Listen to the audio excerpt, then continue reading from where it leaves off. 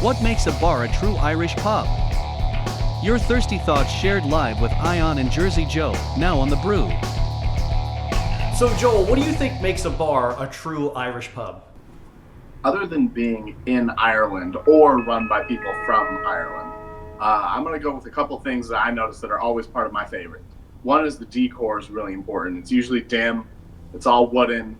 If there's flags up, that's cool. If there's like actual old school football, not American football, but like soccer, that going on. And then if they have like a lot of different Irish drinks, Guinness is important, obviously. Everybody knows about Guinness from like worldwide. But if you got like a couple Irish dishes like mutton or collard cabbage, coddle, stuff like that, those little touches make it an Irish pub. Have you ever actually ate mutton? Yeah, I'm not a huge fan of. I'll just say I'm not a huge fan. There's a Vegas version of corned beef nachos at a place called McMullen's here. That's my favorite Irish. But that's not something you're gonna find everywhere. No, definitely not. I don't know how often I've ate muffin, but corned beef and stuff is definitely fine. I agree with you on the decor is very important. That's one thing, maybe you're not necessarily from Ireland, but it's all about theming. The Luxor there in Vegas, for example, it's a pyramid, so it's got Egyptian things inside. So we're talking about an Irish pub, it definitely has to have that dark Irish theming, you're right. I also think as part of that, you need like a dark, worn wooden bar. That's the other part of it. Some of these places, it's not like a stainless steel bar. You're not trying to be all hipster and trendy. It's got to be that old school, definite thing. Then also, you got to have a good selection of whiskey as well. That's very important for an Irish pub. And you got to know how to pour a Guinness as well. But, it comes down to drinks. And there's so many Irish pubs that are faux and they just kind of miss the mark. And they just, let me put up a few Irish things on a wall and we'll call ourselves an Irish pub. It feels fake and it doesn't work out at the end of the day. And finally, my last answer on that is you got to have a good English mustard on the table too. And in this case, I got the Coleman's hot English mustard. I love when we were over in England and we had the Heinz English mustard, which I brought back. But unfortunately now I can't import that. Thanks, COVID. But definitely need like a good English mustard as well. I know you're not big on the mustards though, but it's hot. No, not at all. But that's something that somebody like you and a lot of other people I'm sure would probably really care about and actually pay attention to. The one thing I am living in the New York area, we're blessed with a lot of good Irish pubs here, and a lot of them have closed since COVID, but there's definitely more here, and they're older here, the East Coast, than they are out there on the West Coast. But there's a lot of them too, like I was saying, that just feels like, we'll put a few Irish things up and you miss the mark. Like I love the Irish pub in Atlantic City, that's my favorite. The Blarney Stone Rock that's on 33rd Street now has become something else. Like there's a whole bunch of Blarney Stones. But you need that, and the other thing is some of the New York Irish pubs, they have a real bad smell. The Irish pub in AC doesn't, but it's got that like really old, outdated beer smell, and it's been there for like 30 years. No matter how much you clean that place, you're not getting rid of that beer smell. All that sod. Oh yeah, that's right.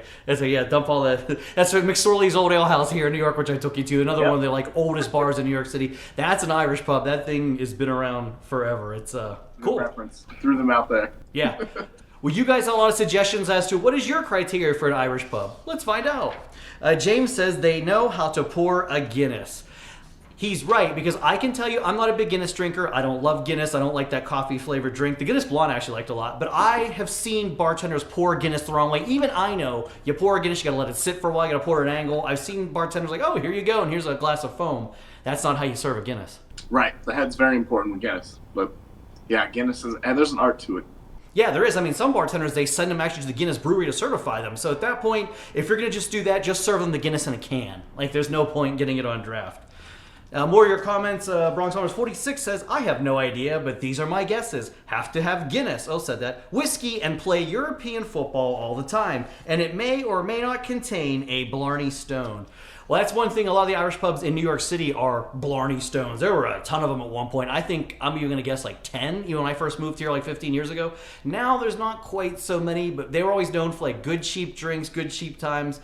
And like on St. Patrick's Day this week, when the bars are now open in New York, those places will be packed. One more thing I want to add about like local places like that too, since you actually brought that up. Whiskey was one I was thinking that I forgot to say on the show, but that's a good one too. But live music, especially for events like the one you just said, live Irish music is perfect for that. It is perfect for that, but some of these bars here, like especially the New Jersey side, would put a damn DJ in there and they're spinning hip hop, like on a Saturday night, the thumping. Only the one Joe goes to. No, they got rid of that, thank God. But that's not an Irish pub. Please, you don't need a DJ in an Irish pub. Get like an actual band if you're going to do that, especially on St. Patrick's Day. Yeah, you know my thoughts on the damn DJs. Yeah. I noticed you're not disagreeing. Nah.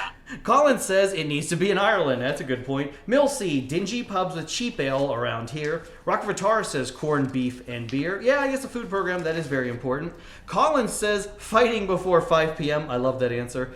And Real Treats Tweets says, the Red Line in Houston was one of my favorites, and I can't phrase it any better than this. Red Line will be open on 11 a.m. on St. Patrick's Day. He sends a gift, by the way. Serving real pints of Guinness, Irish beef stew, Irish music, and absolutely no green beer. All right, I disagree because I'm going to go with the gimmick, and you know me, I'm crazy. I actually like the green beer on St. Patrick's Day, but the rest of the year, okay, no. But on St. Patrick's Day, yes. Yeah, that's the Americanized version of everything. I don't know. It's kind of like how much do you like Taco Bell on Cinco de Mayo too? Like it's like one of those type of things.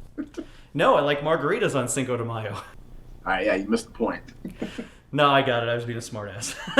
I got it. And finally, Scooters McGavin says, it's an atmosphere thing. Traditional Irish fare, friendly Irish staff. The kind of Irish whiskey that they serve. If they can't pour a proper pint of Guinness, run.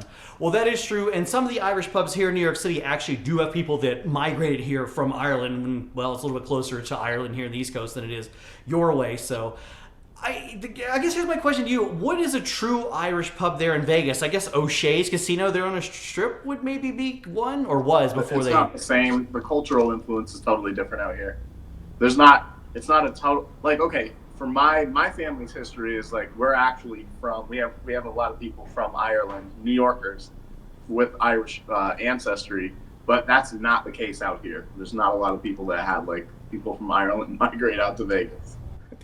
And I agree with you. Even when I lived in Pittsburgh, there's not a lot of Irish pubs there. The faux ones, actually, not like the down-home, authentic Irish people. And they do make a difference when you come into their pub. They know how to serve a pint. They have the great accent. And I find they're great storytellers. The bartenders are great. I mean, they like to interact with you. They care about like their pouring their drink and stuff. Whereas when you go to these faux ones, it's just like, I'm just here from a tip and let's move on. Yeah.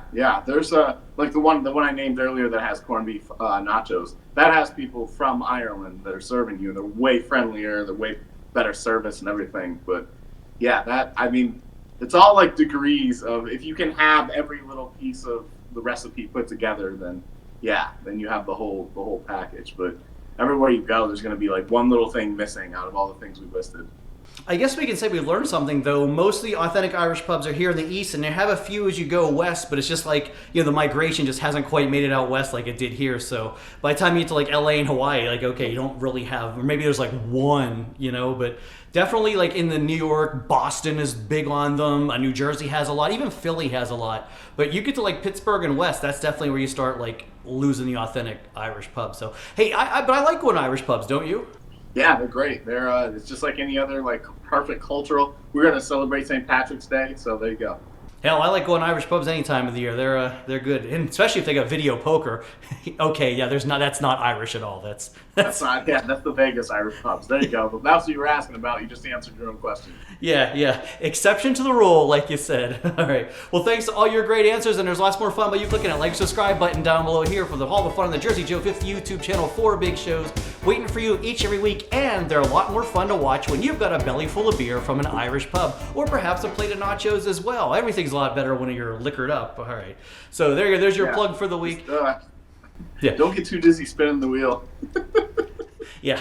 About to shoot that web show here in a few minutes and give away another Amazon gift card. That's right. But hey, if you're gonna be out drinking this holiday weekend, make sure you drive safely, or don't drink and drive at all. You be safe out there. And we hope to see you guys next week. All right, Jersey Joe, Anna, and you saying thanks for watching, and we'll see you next time, I hope. Take a ride now with Jersey Joe on the majestic Sunshine Skyway Bridge. Now, on YouTube, Jersey Joe 50.